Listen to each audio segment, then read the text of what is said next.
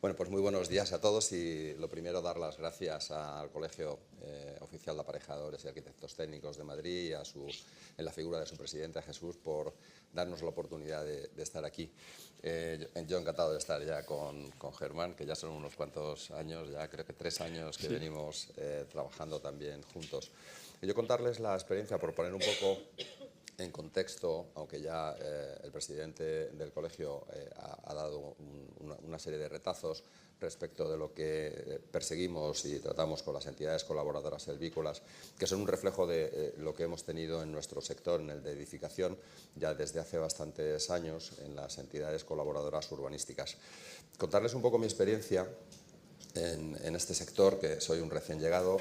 Hace tan solo 2 años, todavía no llega, que abrimos la fábrica de Lignuntec en Cuenca, y donde lo que estamos haciendo allí son fachadas de entramado ligero y con un objetivo claro, que era el de industrializar en un proceso de edificación como el que tenemos, en un sector que cada vez más, me refiero al de la edificación, cada vez más necesitamos que haya una modificación. Ustedes estarán al tanto de la problemática que tenemos como sociedad, de la falta de acceso de vivienda y de toda la problemática y casuística que está surgiendo alrededor de nuestro sector.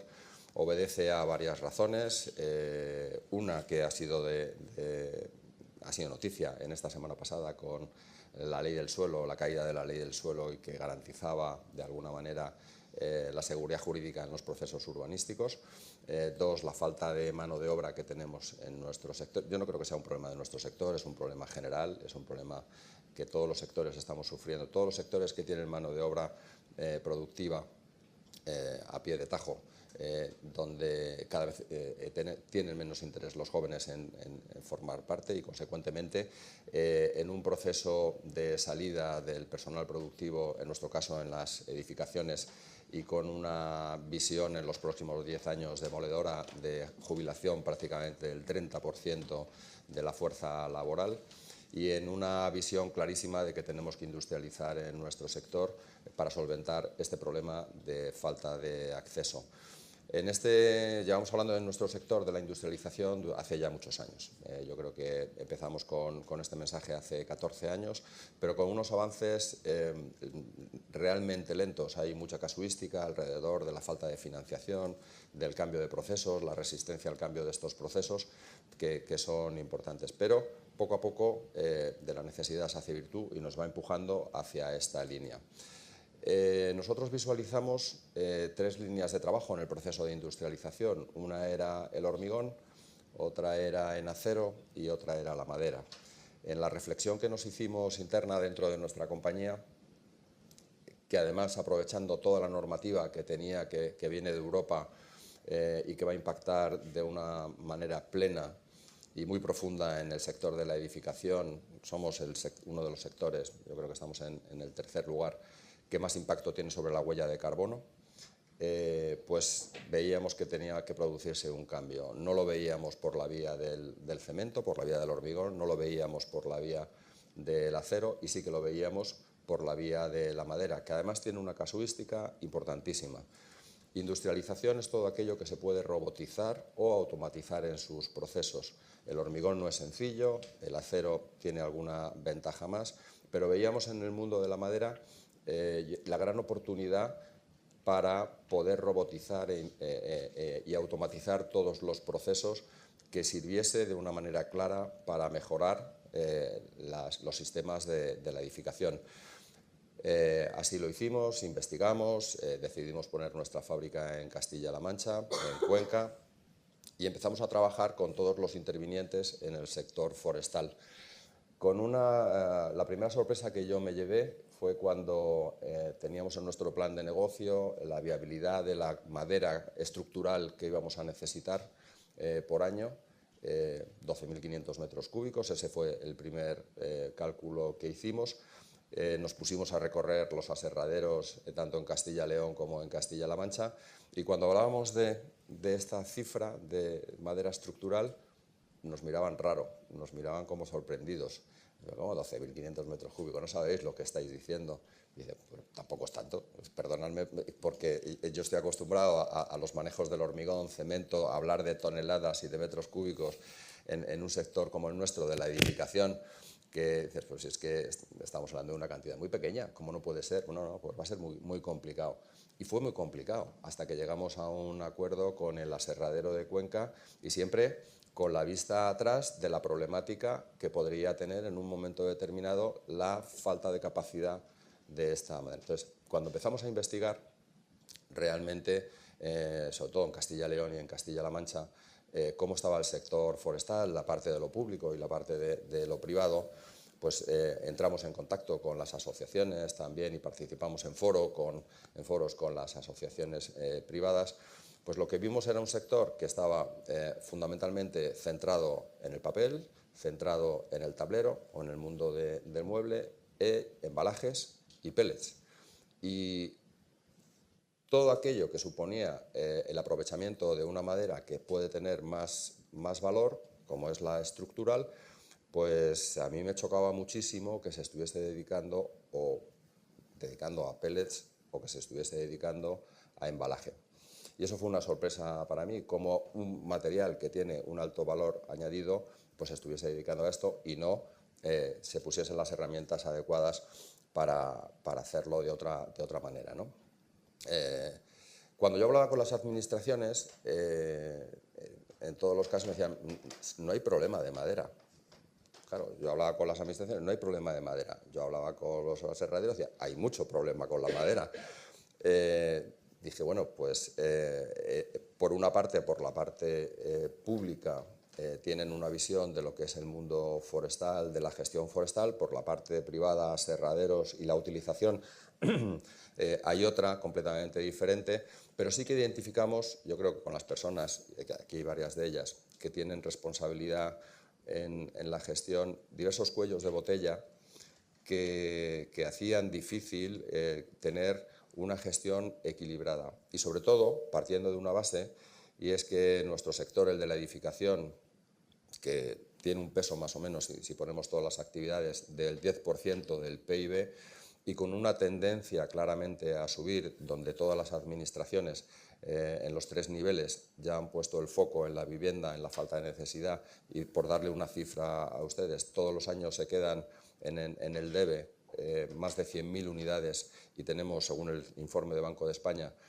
un déficit de 600.000 unidades, de 600.000 viviendas ahora mismo para tener un sector equilibrado, y a eso todos los años le añadimos 100 o 120.000 unidades nuevas, ha hecho que las 3 administraciones pongan el foco en la vivienda y sobre todo en la colaboración público-privada. Eso es lo que quiero decir con esto, es que va a haber un incremento de actividad importantísimo, que además va a producir industrialización y que además nuestro sector, en todas sus vertientes, desde el punto de vista técnico, arquitectos, ingenieros o empresas promotoras, hemos identificado, por lo que les decía antes, por el impacto que va a tener las medidas que nos vienen y que vamos a tener que cumplir en su mayoría a partir del año 2027, tiene un impacto en el CO2 y nos llevan a poner la vista en la madera. En un sector donde clarísimamente está muy desfavorecido por la falta de población que tiene allí donde está la materia prima, y en un sector que tiene que sufrir también un incremento, no digo que no esté tecnificado, pero tiene que sufrir un incremento todavía aún mayor para dar respuesta a nuestro sector de la edificación. Consecuentemente, cuando desde nuestra empresa empezamos a pensar en qué figuras se podrían emplazar, primero por dar un toque diferente en las gestiones y sobre todo en lo que yo creo que cada vez se está llevando más a cabo, que es la colaboración público-privada, ¿qué figura podríamos adoptar para que el sector forestal tuviese esa facilidad de desarrollo y allí donde están esos cuellos de botella poderlos solventar? Se nos vino enseguida a la cabeza lo que comentaba antes el presidente, las entidades de colaboración urbanística, que han dado un resultado espléndido. Y como yo sé que por parte de la Administración, porque ya tenemos algo de experiencia en esto, siempre crea recelos respecto de la participación de los privados o de compañías privadas en algo que históricamente se ha llevado y se ha tramitado desde las entidades públicas, pues hemos hecho, yo creo que, y creo que esta jornada es un buen punto de arranque, hemos hecho varios trabajos para tratar de explicar, primero, cuál es el impacto positivo que tienen las entidades colaboradoras en esa colaboración público-privada, que la Administración jamás pierde el control respecto de lo que una entidad colaboradora, sea urbanística o sea silvícola, puede hacer. Y no somos el único sector que tiene entidades colaboradoras, digo el de la edificación, hay más entidades colaboradoras en otros sectores. Y creo que se le da una oportunidad al sector forestal para modernizarse, salir un poco del área de confort también en determinados aspectos y agregar, lo más importante, una palanca importantísima de tracción de un sector como el de la edificación que va a servir precisamente de locomotora y de cambio en el sector productivo y sobre todo en el sector, en el primario, en el forestal. Sé que esta figura, insisto, genera a veces cierta resistencia, cierto resquemor por la falta de conocimiento, pero es simplemente una cuestión de que nos pongamos a trabajar, de que aquellas personas que tienen la responsabilidad desde la parte de lo público entiendan que en otros sectores ocurre y entiendan cuál es la figura y cuáles son las medidas de control que se establece por parte de lo público hacia lo privado, y en esa ventaja que genera la capacidad de tener una gestión forestal adecuada, donde tanto por lo público como por lo privado, y de verdad que cuando nos hemos puesto a investigar en lo privado qué es lo que está ocurriendo, pues fundamentalmente a mí me sale un calificativo que es el de desidia en la gestión forestal del privado por la falta de aprovechamiento que tiene o por las lentitudes de lo que en el sector acontece, y creo que es absolutamente necesario que esto lo pongamos en marcha. Hicimos dos trabajos, encargamos primero qué cambios en la ley se podrían hacer o jurídicos se podrían hacer que tuviesen menos impacto. Se lo encargamos, hoy está Jesús con nosotros, Jesús Sedano, que es socio del despacho de Uría Menéndez, que es el responsable de este trabajo. Por la parte jurídica, esa dificultad que podría plantearse y cómo lo podríamos solventar, y por la parte económica, el impacto si llegásemos a alcanzar un nivel de explotación como tienen los países vecinos, cuál sería el impacto en el PIB. Yo desde mi sector de la edificación ya cada vez soy más del sector de la madera. También es cierto que ya son 2 años con la fábrica en marcha y con la problemática que me surge, pues también tenemos esa gorra, ¿no?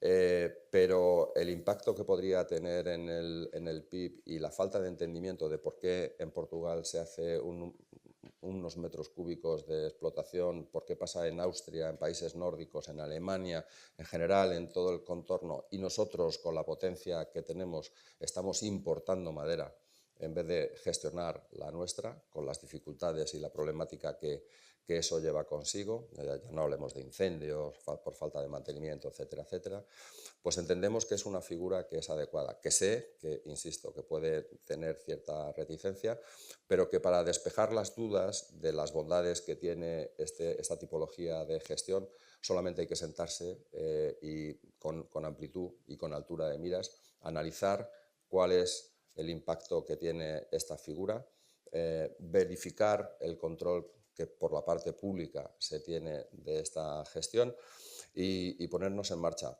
porque de verdad el sector de la edificación es una palanca de atracción muy fuerte.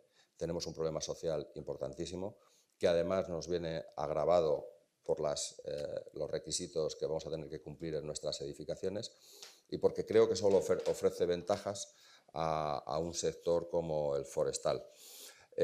Hoy nos van a acompañar 2 personas, la directora de la empresa que gestiona de una ECU, que es parte del Colegio de Aparejadores, por un lado, y por otro lado, al final ella representa la parte privada de lo que es la gestión de las entidades colaboradoras urbanísticas, pero me ha parecido oportuno, y nos acompañará luego, viene el coordinador general del Ayuntamiento de Madrid, para explicar desde la parte de funcionario público, de la parte pública, el impacto y cómo se gestiona y las ventajas y también los inconvenientes, porque hasta que se pone en marcha no cabe duda que esto tiene un periodo de adaptación que esta figura tiene. Espero por mi parte nada más, espero que la jornada sea provechosa y que alcancemos los objetivos para tener un sector forestal español potente, autosuficiente y que dé, desde luego, respuesta a dos cuestiones fundamentales: la gestión forestal y el mantenimiento de nuestros bosques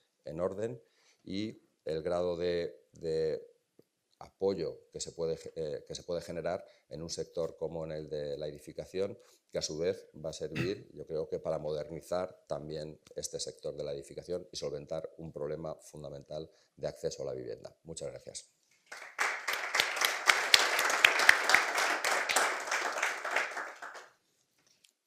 Bueno, pues buenos días. Yo creo que después de lo que ha hecho Juan Antonio, yo ya me siento ahí y empezamos la discusión, porque creo que no se me ocurre nada nuevo a añadir, ¿no? Bueno, simplemente reiterar alguna de las cosas que has comentado, más que nada para dar también la bienvenida desde el punto de vista del foro y decir por qué estamos aquí, aunque creo que es evidente, ¿no? En el sentido, bueno, yo como foro pues me siento muy satisfecho de estar aquí porque, como dice el programa, las entidades silvícolas de colaboración pueden ofrecer una ventana de oportunidad para el sector forestal español, dice.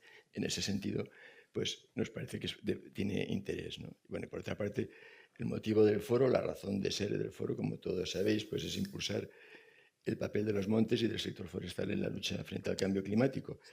Y en ese sentido, en la lucha contra el cambio climático, y reiterando lo que decía Juan Antonio, pues creemos la potencialidad de la madera como un material renovable de sustitución frente a otros que tienen alta huella de carbono, ¿no? Y particularmente pues, en el sector de la construcción, que como decías, pues tiene unas emisiones de gases de efecto invernadero importantes. Es uno de los sectores que emite más en España. En ese sentido, pues sustituir otros productos por la madera pues parece obvio, ¿no? Que es importante. Y de hecho esta cuestión se habla no en España sino fuera desde hace bastantes años. En España mismo, hasta en documentos oficiales, en la estrategia de bioeconomía, en la estrategia forestal española, el área del cambio climático de hace 3 años, pues se cita específicamente la necesidad, la obligación realmente de sustituir materiales de alta huella por otros como puede ser de la madera. Es decir, que hay un consenso al respecto. Bueno, y fuera de España, más incluso, como decías, ¿no? Es decir, yo me acuerdo que hace un par de años estuvimos aquí mismo, tú y yo, presentando un libro que se llamaba Construir en altura con madera, de David Sebastián, ¿no? Y me acuerdo que charlando, pues comentaba que no sé si eso ha cambiado, que en Francia, por ejemplo, se incrementaba la edificabilidad si se utilizaba madera, ¿no? Sí. Es decir, que es una forma de fomento, o sea, que decir, adicional, ¿no? Bien, bueno, por lo tanto, yo creo que sí hay un consenso generalizado sobre la necesidad de utilizar madera en la construcción. Y también, como bien decías, pues es importante que esa madera sea la nuestra, ¿no? Desde todos puntos de vista. Y bueno, efectivamente en España no todas las regiones tienen las mismas condiciones para producir madera de valor estructural, pero sí hay en todas ellas condiciones con más o menos aptitud, ¿no? Y al mismo tiempo, bueno, sabemos todos que no es cuestión de cortar todo el aprovechamiento, todo el crecimiento. Eso lo sabemos, es sentido común, lo sabemos todos. Pero, digamos que no es una buena noticia saber que la tasa de extracción en España es del entorno del 40%, y eso que ha aumentado estos últimos años, y un 40% frente al 66% creo que de media en la Unión Europea, ¿no? Y bueno, esto es bueno, evidentemente no lo es, ¿no? Y al mismo tiempo, dentro de España tenemos unas diferencias enormes, ¿no? En Galicia se corta pues, aproximadamente la mitad de toda la madera que se extrae, ¿no? Y en la cornisa cantábrica pues más o menos la media, ¿no? Pero y el resto, pues evidentemente hay unos déficits que son bastante manifiestos, ¿no? Bueno, creo que también en relación a los problemas del aprovechamiento, yo creo que también es bueno subrayar, que también es conocido, que hoy día hay un consenso bastante amplio desde el punto de vista científico sobre la compatibilidad entre los aprovechamientos forestales y la conservación de la biodiversidad, la conservación del paisaje, en general de los servicios ecosistémicos de los montes, ¿no? Y para conseguir esa compatibilidad es obvio, y los forestales, bueno, lo sabemos bien, ¿no?, que es necesaria una adecuada planificación y gestión, eso parece claro, ¿no? Es decir, una gestión sostenible, ¿no? Y basados en los principios de conservación conocidos, que pues, en su caso pues, produce limitaciones a aprovechamientos por determinadas, por protección de fauna, por ejemplo, la conveniencia de dejar bosques maduros a su libre evolución, en fin, son temas que son sabidos, ¿no? Y por otra parte, bueno, confiar en los procesos de certificación de entidades independientes como en fin, FSC, PPF y demás, ¿no? Y en relación a ese consenso científico, hace unos pocos meses, en otoño del año pasado, el foro, junto a las principales asociaciones ecologistas españolas, presentamos en el MITECO lo llamamos un manifiesto conjunto sobre la singularidad de los bosques ibéricos, donde recogíamos esa conveniencia, ¿no? Yo siempre lo cito porque me hace gracia, uno de los dirigentes máximos de Greenpeace España, en 2011, me acuerdo que dijo una frase que la anoté, ¿no? Dice, a veces es tan importante como plantar árboles es cortar árboles. 2011, Greenpeace España. Es decir, podemos disponer de madera, pero como bien decías, pues hay que ser capaces de pasar esa madera al mercado. Es decir, es cuestión de pasar de la potencia al acto, en términos filosóficos. Y bueno, y eso, como te bien decías, pues no es sencillo porque hay un montón de condicionantes, ¿no? Unos condicionantes que lo limitan o lo condicionan porque por temas físicos, por temas socioeconómicos y también por temas de percepción social, ¿no? Lo cual induce a generar problemas, ¿no? Es decir, es bien sabido y lo sabemos y lo sufrimos, aunque parece ya cansado reiterar eso, ¿no? De que en fin, hay una mala educación ambiental en España, en muchos contextos, donde se cree o se dice, ¿verdad?, que cortar, talar, que las palabras es como cuando en ingeniería civil se dice un pantano, ¿no? Pues esto no es una presa, un pantano, ¿no? Pues talar, ¿no? Pues talar es algo que es intrínsecamente malo, que genera una huella permanente de destrucción en un ecosistema forestal primigenio, ¿no? Lo cual es, en fin, sabemos todos que es una bobada, ¿no? O no digamos eso que se reitera y se dice y se continúa diciendo, que utilizar el papel es deforestar, ¿verdad? Es cargarnos los bosques, en fin. Es una cosa que la verdad es que es bastante triste, ¿no? Pero así es, ¿no? Pero en fin, el caso es que hay que solventar las dificultades, los problemas derivados de estos condicionantes, ¿no? Y también pues, resolver cuestiones que son más elementales y también agilizar los los procedimientos administrativos de autorizaciones, ¿no? Sabemos todos, y lo has comentado, que las administraciones forestales, pues a lo largo del tiempo han establecido unos requisitos exigentes, afortunadamente, para garantizar un aprovechamiento ordenado de los montes, ¿no? Lo cual implica que para cortar un árbol, pues partes en general de un plan de gestión, un señalamiento, en fin, unos pliegos de condiciones que regulan cómo hay que vender esa madera, cómo se puede concurrir. Es decir, un procedimiento más o menos complejo y garantista, lo cual es bueno, en principio, ¿no? Pero el problema es que eso requiere esfuerzo. Requiere medios humanos y sabéis mejor que yo, muchos de los que estáis aquí, pues que muchas administraciones no tienen ese personal necesario para todas esas tareas, ¿no? Y eso hoy día, y pensando efectivamente en potenciar la actividad, pues la situación es que es más compleja, ¿no? Y en ese sentido, pues parece, por eso decía al principio la satisfacción de estar aquí, pues nos parece que es muy positivo poder disponer de soluciones de colaboración público-privadas que en otros ámbitos de actividad, como hemos comentado, veremos a lo largo de la jornada, en el mundo del urbanismo, ya dan soluciones a ese tipo de problemas, ¿no? Entonces se trata efectivamente de adaptar, de aprovechar lo que existe, adaptar, mejorarlo en su caso, para efectivamente que podamos conseguir los objetivos que pretendemos, ¿no? Y además, estas entidades silvícolas de colaboración probablemente también puedan constituirse en un marco para un desarrollo de mayor actividad en sector profesional, privados, ingenieros de montes, forestales, etcétera, y también para las propias empresas de consultoría o las asociaciones forestales que prestan servicios a los propietarios forestales, ¿no? En fin, no me han sacado el papelito, pero no me voy a alargar más en cualquier caso, ¿eh? Y bueno, pues como decía al principio, pues espero que esta jornada sirva para despejar dudas, que eso es importante, para mejorar el modelo y, si estamos de acuerdo, para aplicarlo. Es decir, en definitiva, se trata de cortar más, aprovechar más madera y también otros recursos, como puede ser corcho, resina y otros aprovechamientos, ¿no? Y todo ello pues, de forma compatible con la conservación de los montes y con la función fundamental que tienen los montes en la lucha contra el cambio climático, ¿no? Como solemos decir, creo que conocemos todos que en España nada menos que el 15,6% de los gases de efecto invernadero resultan absorbidos por los montes, el 15,6% del total, que es una cifra francamente relevante. Entonces, cuidémoslos, aprovechémoslos y utilicemos los montes también para este fin. Y bueno, muchas gracias, espero que sea un éxito y que discutamos mucho, que es de lo que se trata también. Muy bien. Pues muy bien, pues muchas Venga, gracias a gracias. todos.